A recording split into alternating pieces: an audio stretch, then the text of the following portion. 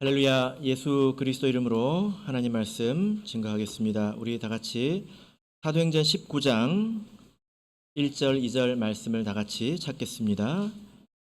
하나님 말씀 사도행전 19장 1절 그리고 2절 말씀을 우리 같이 읽도록 하겠습니다. 사도행전 19장 1절 2절 우리 같이 읽겠습니다. 시작. 아볼로가 고린도에 있을 때에 바울이 윗지방으로 다녀 에베소에 와서 어떤 제자들을 만나 가로되 너희가 믿을 때에 성령을 받았느냐 가로되 아니라 우리는 성령이 있음도 듣지 못하였노라. 아멘. 네, 오늘 이 시간은 믿을 때 성령을 받았느냐라는 제목으로 하나님 말씀을 전하겠습니다. 먼저 오늘 오신 분들을 모두 축복합니다.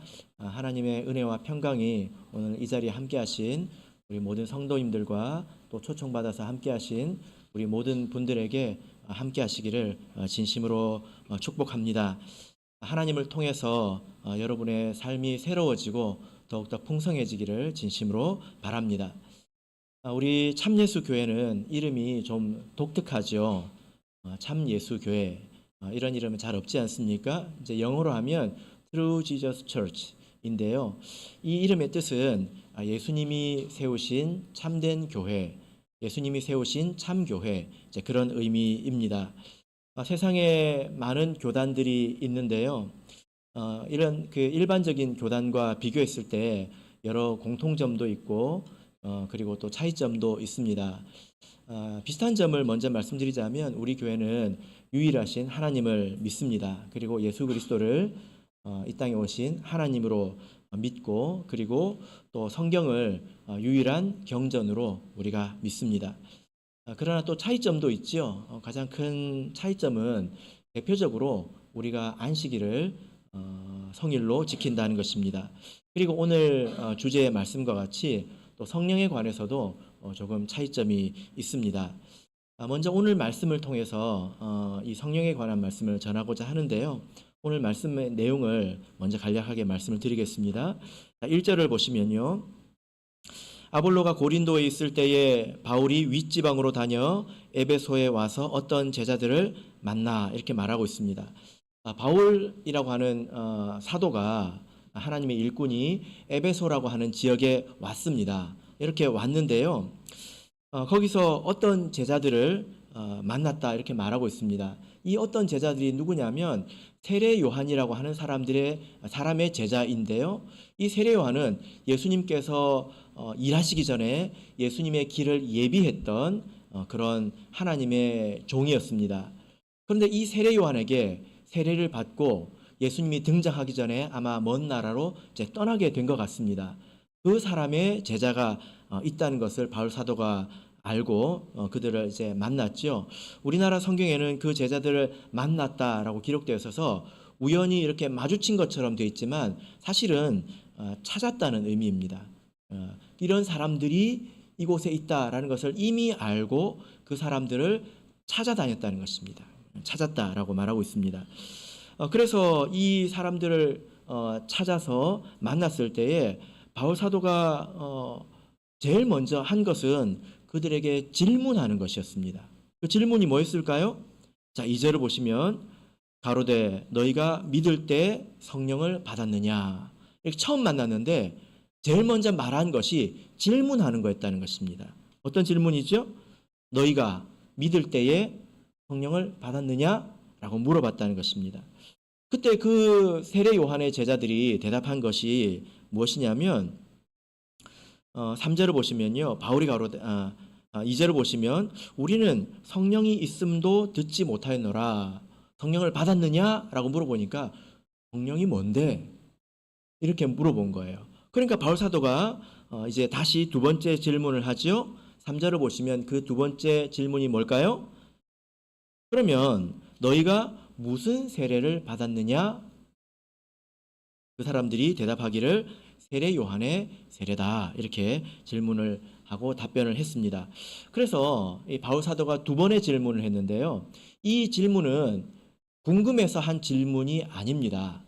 바울 사도는 이미 그런 사람이 있다는 것을 이미 알고 있었고 그 사람들에게 무엇을 물어야 될지 이미 알고 있었다는 것입니다.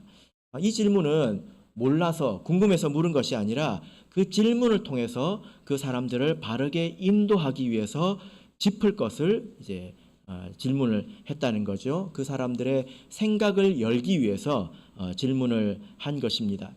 그래서 이 질문을 통해서 바울 사도가 그들에게 이제 복음을 전하고 예수님을 믿게 합니다.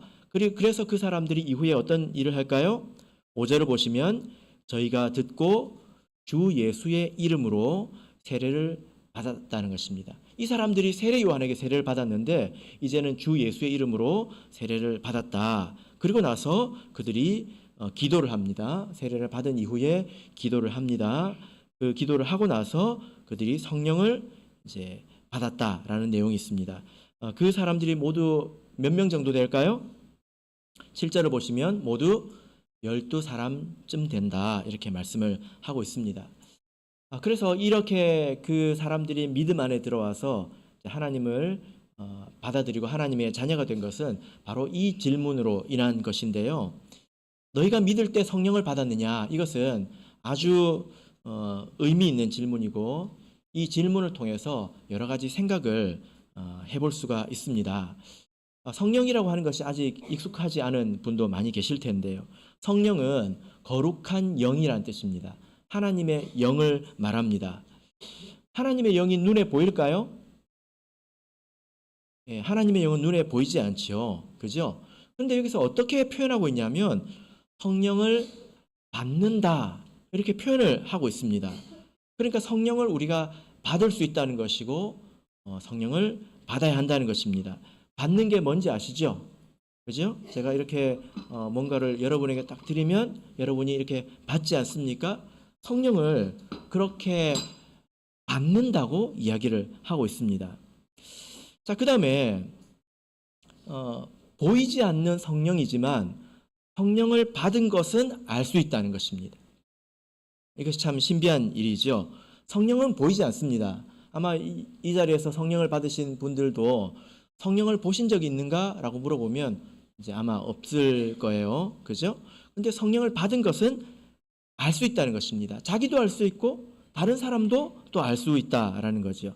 그래서 여기서 이 말씀을 보면 성령을 받은 사람이 모두 12사람쯤 된다. 이렇게 저 사람 성령을 받았다. 저 사람 성령을 받았다. 이렇게 수를 헤아리고 있지 않습니까?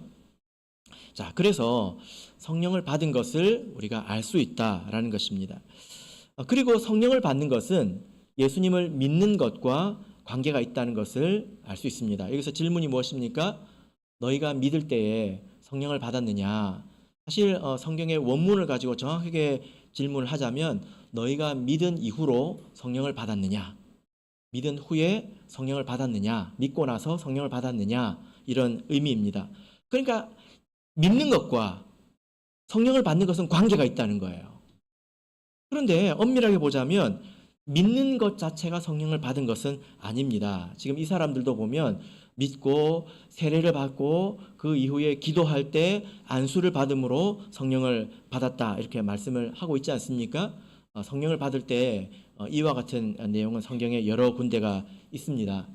오늘 제가 이 자리에서 주로 이제 말씀드릴 부분은 뭐냐면은 예수님을 믿는 것과 성령을 받는 것이 어떤 관계가 있는가라는 것입니다. 앞서 우리 정준보 형제님이 간증을 해주셨는데요. 저 형제님이 저를 인도하셨습니다.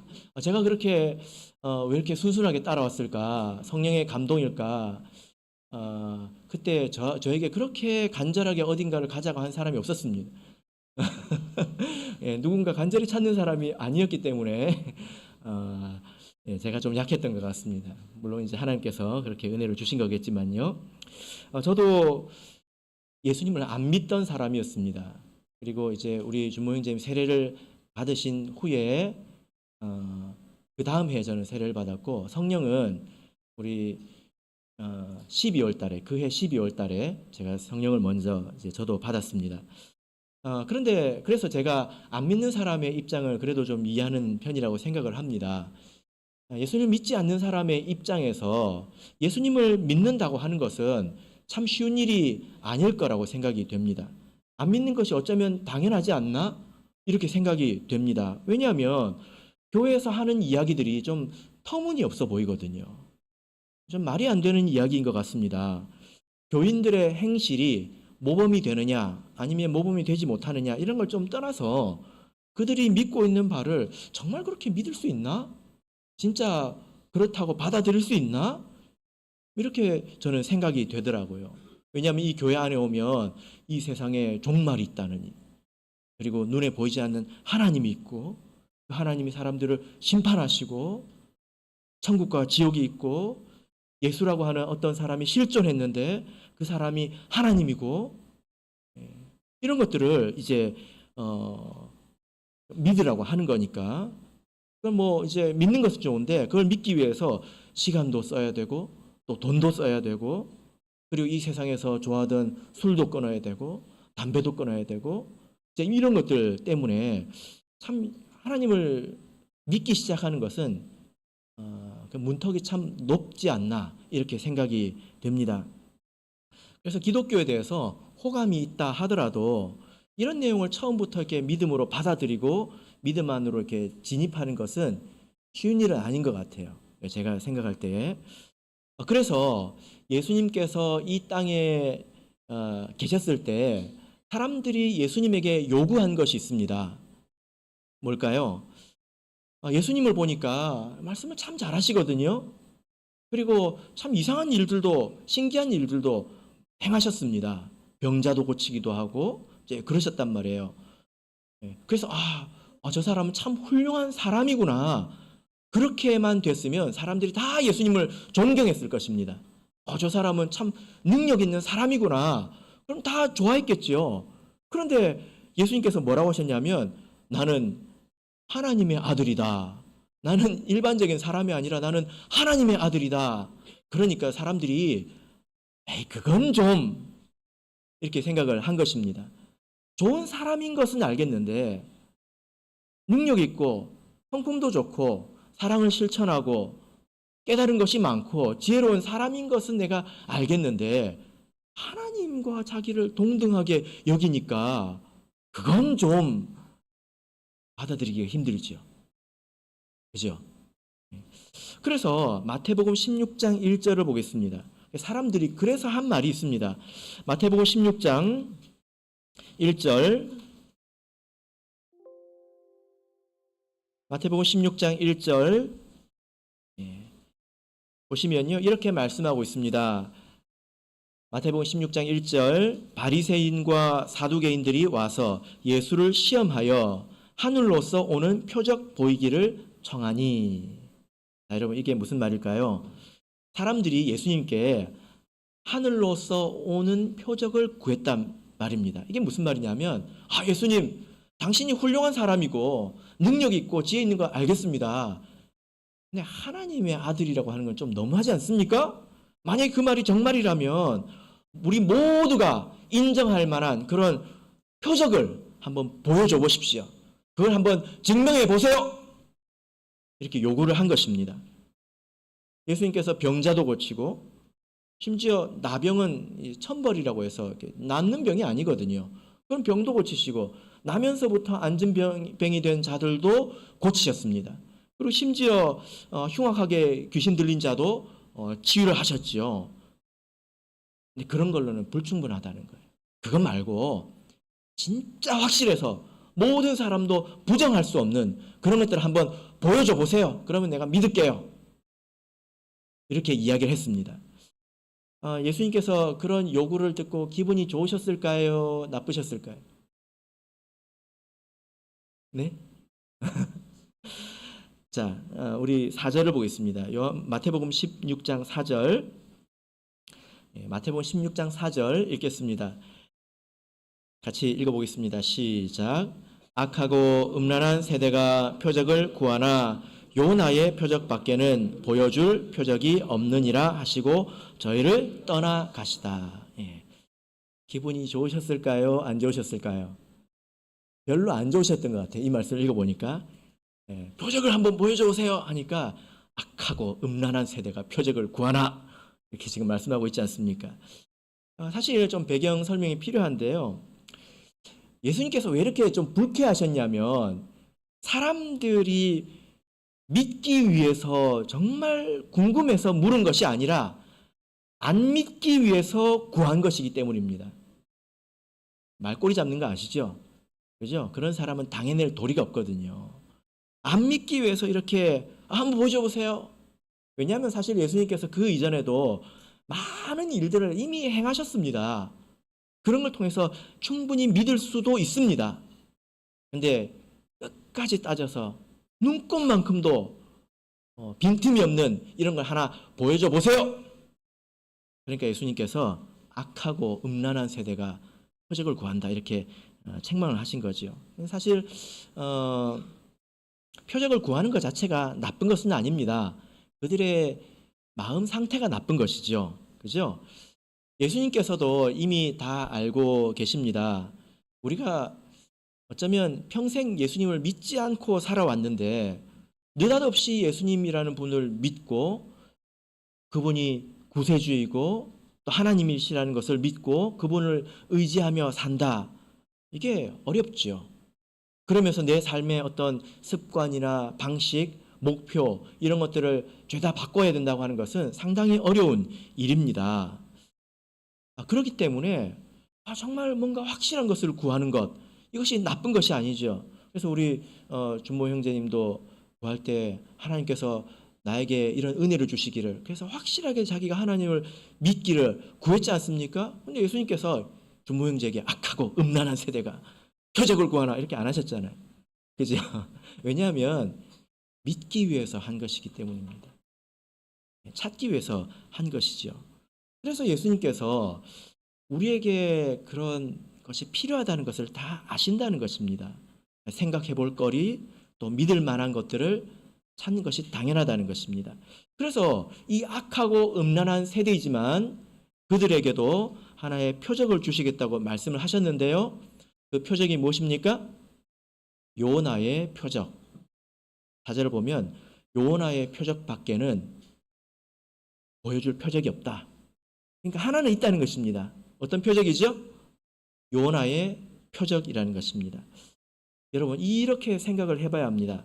세상에는요 굉장히 많은 종교가 있습니다. 그 종교 안에도 굉장히 많은 파들이 있고요.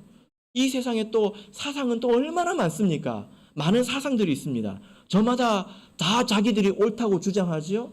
정말 그분들은 또 그렇게 믿습니다.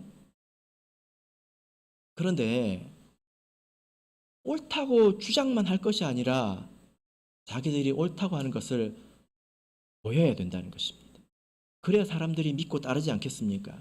여러분 예를 들어서 제가 이렇게 한번 말해봤다고 한번 생각해 보십시오. 여러분 교회 주차장을 500m만 파시면 금덩어리가 나옵니다.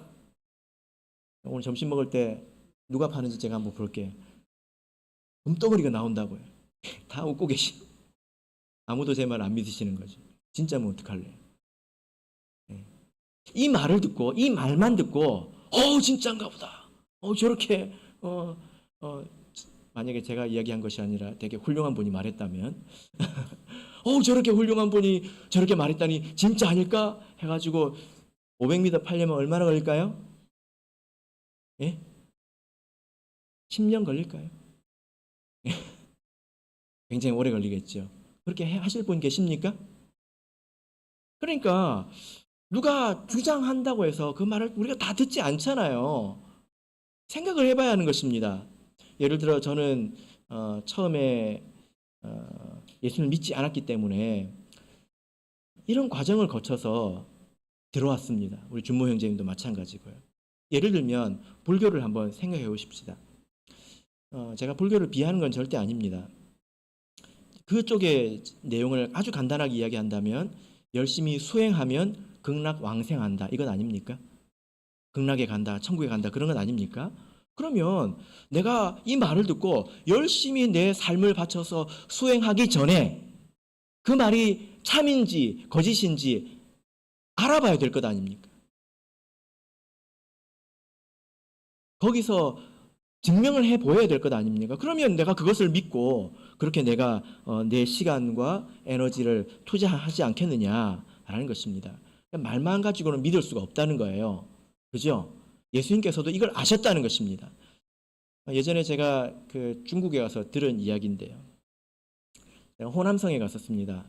그런데 거기에 어떤 사람이 운전을 하다가 신호 위반을 했는데 경찰이 잡혔습니다. 하여튼 어떤 위반을 했습니다. 근데 그 사람이 내려가지고 뭐라고 그러냐면 내가 저기 북경 경찰서장인데 나 좀 보내달라 이렇게 이야기했습니다. 북경이면 어딥니까? 베이징, 중국의 수도, 거기에 경찰서장이면 상당히 고위직 아니겠습니까? 그죠? 예. 그래서 그 경찰들이 보내줬을까요? 그 말을 내가 어떻게 믿냐? 예. 신분증, 중국에 또 짝퉁이 얼마나 많습니까? 그 말을 어떻게 믿냐? 안 보내줬다는 거예요. 그게 당연하지 않습니까? 그걸 어떻게 믿습니까? 하물며 예수라고 하는 이분이 이 땅에 오셔가지고 내가 하나님의 아들이다 라고 하는 말을 어떻게 믿냐는 것입니다. 그 말을 어떻게 믿고 따르냐는 거예요. 그리고 내 운명을 그에게 맡길 수 있느냐? 믿을 수가 없지요. 당연한 것 아닙니까? 예수님께서 그것을 아셨기 때문에 하나의 표적을 남겨놓으셨는데요. 그것이 바로 요나의 표적입니다. 이 요나의 표적은 요나라고 하는 선지자가 물고기 뱃속에 들어가서 3일 밤낮을 있다가 이제 다시 살아난 그 성경의 내용을 근거로 한 것인데요. 여러분 이 예수님께서 말씀하신 이 요나의 표적은 예수님의 부활을 이야기합니다. 부활이 뭔지 아시죠? 죽었다가 다시 살아나는 것을 이야기합니다. 간혹 뉴스를 보면 이 세상에 죽었다가 살아난 사람이 있는 것을 여러분 들어보셨을 겁니다. 간간히 뉴스에 나오는데요. 실제로 그런 사람들이 제법 됩니다. 아마 지금 이 세상에도 몇백 명은 살고 있을 거예요. 저는 이제 제 서재에 가면 그런 사람들을 만나서 이제 그 연구를 해놓은 그 서적도 있습니다. 의사가 전문적으로 연구해놓은 서적도 있는데요. 제법 많더라고요. 근데 예수님의 부활과 그런 사람들이 다시 살아난 것에는 차이가 있습니다. 예수님께서 부활하셨다면 가끔 그런 사람이 있다 하되 이렇게 말할 수 있지 않습니까? 차이가 있습니다. 어떤 차이가 있을까요? 예수님은 먼저 예언을 하시고 그리고 그렇게 되셨습니다. 죽다가 살아난 사람 중에 내가 이제 언제 죽을 건데 내가 며칠 뒤에 살아날게 그렇게 말한 사람이 없잖아요. 죽을지 알고 죽는 사람이 얼마나 됩니까? 그리고 그 사람이 살아날지 자기가 어떻게 압니까? 그죠? 그런데 예수님께서는 내가 어떻게 죽을 것이고 내가 3일 뒤에 살아날 것이다 라고 말을 했습니다. 그래서 그렇게 됐습니다. 그리고 예수님의 부활의 다른 점은 예수님은 다시 죽지 않으셨습니다. 다시 살아난 사람들은 다시 죽지요. 성경에 보면 나사로라고 하는 사람도 다시 살아났지 않습니까? 그가 다시 죽었습니다. 근데 예수님은 죽지 않고 하늘로 승천하셨습니다. 예수님의 제자들이 예수님을 진짜로 믿게 된 것은 말을 듣고 믿은 게 아니에요, 여러분. 언제 믿었을까요? 예수님께서 정말 그대로 죽으시고 살아나신 그 예수님을 만져보고 대화해보고 그것을 자기가 경험했을 때 야, 진짜 예수님의 말은 참말이네. 그리고 나서 예수님을 믿었다는 것입니다. 예수님의 제자들이 다 예수님을 배반했잖아요. 말만 들었을 때는 배신했다는 것입니다. 그러나 그것을 경험했을 때에 예수님의 말씀이 참말이네 하는 그것을 경험했을 때에 제자들이 예수님을 끝까지 믿었다는 것입니다. 그래서 성경에 이런 말씀이 있는데요. 고린도전서 15장 6절을 보시면 이렇게 말하고 있습니다. 그 후에 500여 형제에게 일시에 보이셨나니 그중 지금까지 태반이나 살아있고 어떤 이는 잠들었으며. 여러분, 예수님께서 이 기독교라고 하는 이 종교가 예수님께서 죽으시고 난 이후에 번성을 했단 말입니다. 근데 참 신기하지 않습니까? 왜 그렇게 되었냐면 예수님의 부활을 본 사람들이 많았다는 거예요. 내가 봤다는 것입니다. 여러분, 이게 왜 중요합니까? 예수님의 한 말씀 중에 받아들여지는 것도 있고 받아들이기 힘든 것도 있습니다. 여러분들도 어떤 사람의 말을 다 믿지는 않잖아요. 그죠? 다 믿지는 않잖아요. 제자들도 그랬다는 거예요. 예수님의 말씀이 참 좋은데 다 믿지는 않았다는 것입니다. 근데 그 믿기 어려운 말씀 중에 제일 믿기 어려운 말씀이 뭐였을까요? 내가 죽은 이후에 3일 만에 살아날 것이다. 이 말이 제일 믿기 어렵습니다. 그런데 그것을 확인했다는 것입니다. 그래서 예수님께서 제자들한테 내가 못에 박혀 죽었으니까 그 못자국에 네가 손가락을 한번 넣어봐라. 창자국에 한번 손을 넣어봐라. 그래서 제자들이 눈 뜨고도 못 믿을 그런 상황을 40일이나 경험했습니다. 그런 사람들이 수백 명 있었다는 거예요. 그래서 예수님의 말은 다 참되다라고 하는 것을 그들이 믿었다는 것입니다. 그래서 예수님을 믿은 것입니다. 그것은 사람이 할 수 없는 일이지 않습니까? 여러분, 이 세상에 훌륭하다고 하는 어떤 사람도 죽음을 극복한 사람은 없습니다. 왜냐하면 죽음은 신의 영역이기 때문입니다. 그러나 예수님은 스스로 그것을 극복했다는 거죠. 그래서 예수님을 믿는 사람이 많이 생긴 것입니다. 자, 여러분, 지금도 그럴까요? 지금 우리도 부활하신 예수님을 다 본 사람들이 예수님을 믿을까요? 아니면 예수님의 부활을 본 사람들의 말을 우리가 믿는 것일까요? 그런 사람 만나보신 적 있으십니까? 예수님은 이미 수천 년 전에, 2000년 전에 승천을 하셨습니다. 우리가 볼 수가 없습니다. 그래서 성경에 이 말씀을 남겨놓으셨는데요. 마가복음 16장을 보겠습니다. 마가복음 16장 17절을 보겠습니다. 여전히 예수님을 믿고 이 성경 말씀을 믿는 것은 여전히 어렵습니다.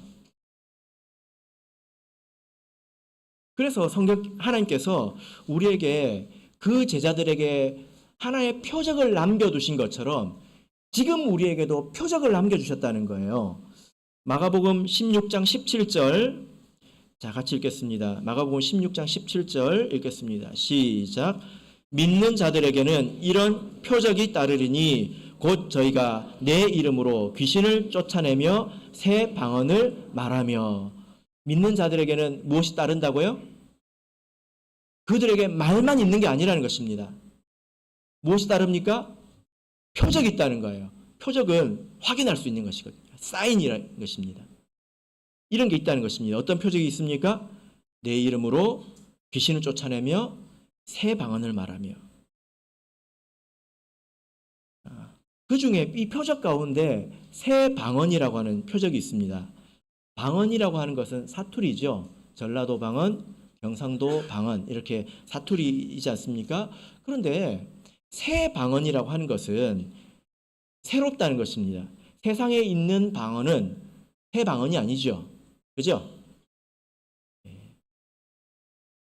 예를 들어 어떤 교단에서는 이 방언이라고 하는 것을 잘못 이해해서 프랑스 방언 받았다, 또 중국 방언 받았다, 이렇게 말하는 경우도 있습니다.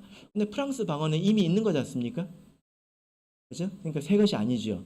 그건 잘못된 이해입니다. 이 세상에 없던 그런 언어를 받게 된다는 것입니다. 새로운 방언이기 때문에 알아듣는 사람이 있을까요? 알아듣는 사람이 없지요. 오직 하나님만 알아들으십니다. 자, 고린도전서 14장 2절을 보겠습니다. 고린도전서 14장 2절입니다. 만약에 이것을 깨우치신다면 하나님을 믿을 수 있습니다. 받아들일 수 있습니다. 성경 말씀이 참되다는 것을 우리가 이해할 수 있습니다. 자, 방언에 대해서 간략하게 보겠습니다. 고린도전서 14장 2절을 보시면요, 방언을 말하는 자는 사람에게 하지 아니하고 하나님께 하나니 이는 알아듣는 자가 없고 그 영으로 비밀을 말함이라. 하나님께 말하는 것이 무엇입니까? 기도하는 거죠. 그죠? 그래서 방언이라고 하는 것은 기도할 때만 쓰는 것입니다. 왜냐하면 하나님께 말하는 것이기 때문입니다. 그래서 누가 방언을 말할 때 그 방언을 가지고 옆 사람에게 말을 하는 것은 이것은 잘 이제 모르는 것이죠. 그죠? 그래서 우리는 이 방언이라고 하는 이런 표적을 통해서 우리가 정말 이상하다, 희한하다. 어떻게 이런 일이 있을 수 있을까? 우리가 그것을 통해서 하나님을 믿을 수 있는 것입니다. 세상에 신기한 일들은 많이 있죠. 그죠? 중요한 것은 성경에서 말씀하는 바와 이 세상에서 일어나는 일이 일치하고 있다는 것입니다. 성경에 방언이 나와 있지 않습니까? 만약에 성경에 방언이라는 것이 아무것도 없고 아무것도 말씀하고 있지 않은데 어떤 신비한 현상을 믿으라고 하면 믿을 수가 없죠. 근데 성경에 동일하게 다 나와 있습니다. 방언에 대해서 아주 충실하게 나와 있고 그런 일들이 지금 우리 교회에서도 일어나고 있다는 것입니다. 그래서 우리 준모 형제님이 이 방언을 통해서 또 이 교회에서 일어나는 일을 통해서 이것이 일치한다 확인을 한 것 아니겠습니까? 그죠? 여러분 우리 참예수교회를 보시면요, 우리가 이 성령을 받아서 방언으로 기도하는 것은 전 세계적인 현상입니다. 여기서만 그러는 게 아니에요. 우리가 지난주에 확인하지 않았습니까? 지난주에 인도네시아 성도님이 30분 오셨고요. 대만교회 성도님이 37분 오셨습니다. 그리고 우리가 다 같이 기도했지요. 그죠? 여기서만 일어나는 일이 아닙니다. 성경에 있는 말씀처럼 성령을 구할 때 성령을 받게 되고 이런 일들이 여기서만 일어나는 것이 아닙니다. 서울에서도 일어나고 각지에서 일어납니다. 아프리카에 가면 어떨까요? 그대로 일어납니다. 이런 일이 보편적이라는 것입니다. 어떤 목사님이 아프리카에 갑자기 가게 됐습니다. 원래 그 미국에 있는 목사님이 아프리카에 가게 되는데 갑자기 이제 독일에 계신 분이 가게 됐습니다. 그 소식이 그 교회에 전해지지 않았어요. 그래서 어떤 그 책임자 가정을 갔더니 자기가 독일에서 온 참예수교 목자라고 하니까 안 믿어주더래요. 우리는 항상 미국에서 왔지 독일에서 온 적이 없다. 안 믿어주더래요. 그래서 어떻게 했을까요? 그럼 우리 같이 기도하자. 그래서 어떻게 했을까요? 기도하고 끝났습니다. 받아들였다는 것입니다. 여러분 우리가 이렇게 성령으로 기도할 때 어떻게 이런 일이 있을 수 있을까? 이걸 가지고 곰곰이 생각해 보십시오. 14장 고린도전서 14장 22절을 보겠습니다. 14장 22절. 왜 하나님께서 이런 일을 주셨을까요? 고린도전서 14장 22절 보시면 그러므로 방언은 믿는 자들을 위하지 않고 믿지 아니하는 자들을 위하는 표적이나 방언은 믿지 않는 사람들로 믿게 하기 위해서 하나님이 주신 표적이라는 것입니다. 믿으라고 주셨다는 것입니다. 여러분 그래서 우리가 이 방언을 통해서 하나님의 말씀이 참되고 그리고 그 말씀이 옳다라는 것을 우리가 받아들일 수 있습니다. 만약에 그렇지 않다면 우리가 어떻게 이렇게 기도할 수 있겠습니까? 그죠?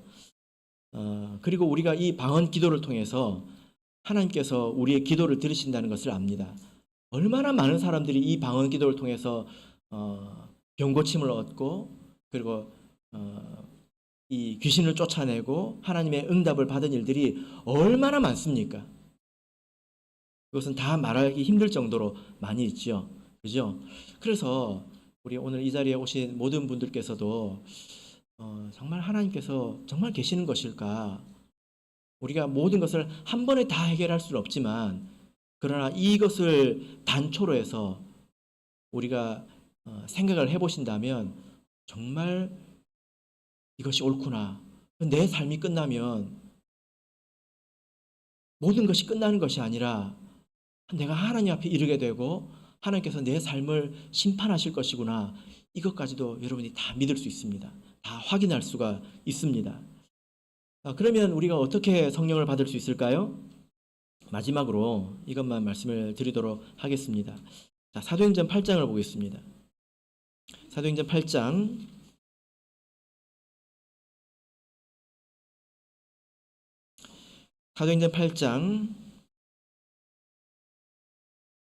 15절을 보겠습니다. 사도행전 8장 15절 읽겠습니다. 시작. 그들이 내려가서 저희를 위하여 성령 받기를 기도하니. 내가 예수님을 믿었다고 해서 자동으로 성령 받은 것이 아니고 세례를 받고 어떤 체험이 있다고 해서 성령을 받은 것이 아닙니다. 지금 사도들이 무엇을 하고 있습니까? 기도회를 하고 있습니다. 그 기도회 제목이 뭘까요? 성령 받기 기도회입니다. 성령을 받기 위해서는 기도해야 합니다.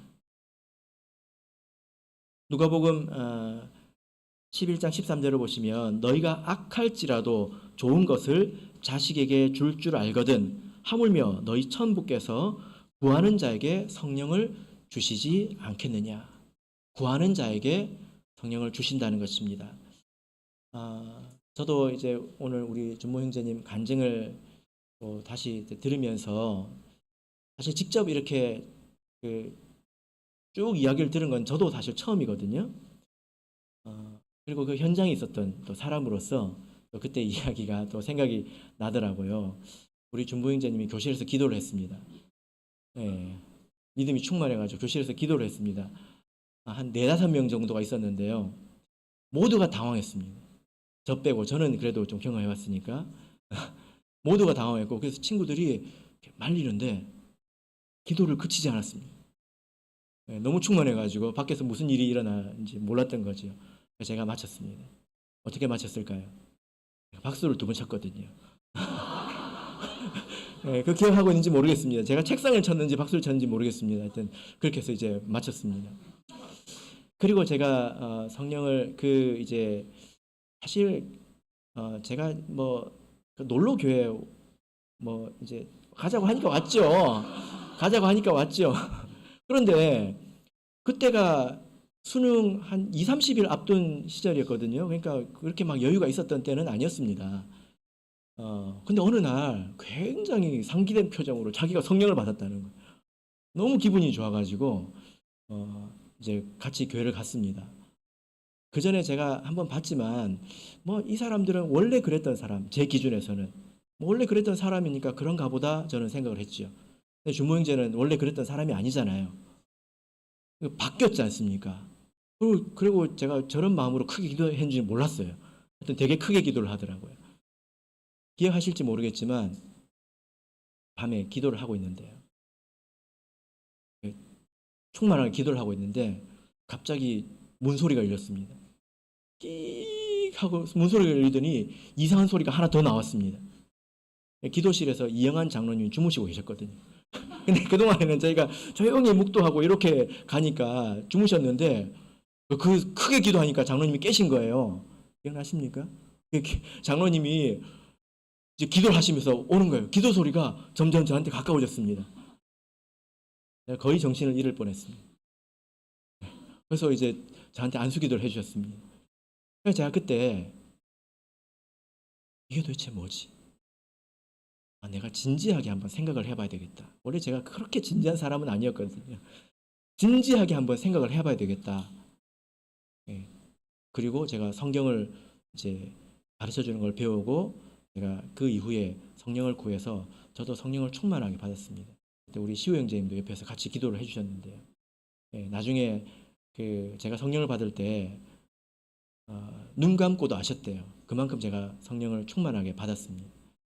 그래서 저도 하나님께서 함께 확실히 계시고 그리고 성경 말씀이 옳다는 것을 제가 분명히 알고 그 힘으로 제가 하나님을 믿어왔지 만약에 말뿐이었다면 저는 이미 떠났을 것입니다.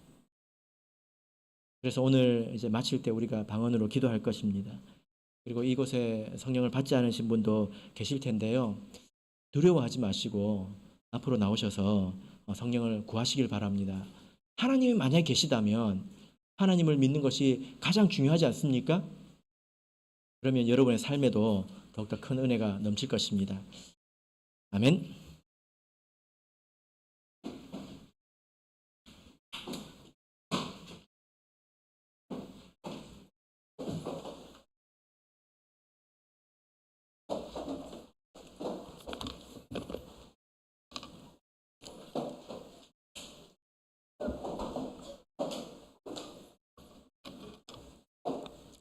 다 함께 일어나셔서 찬송가 173장 하시겠습니다.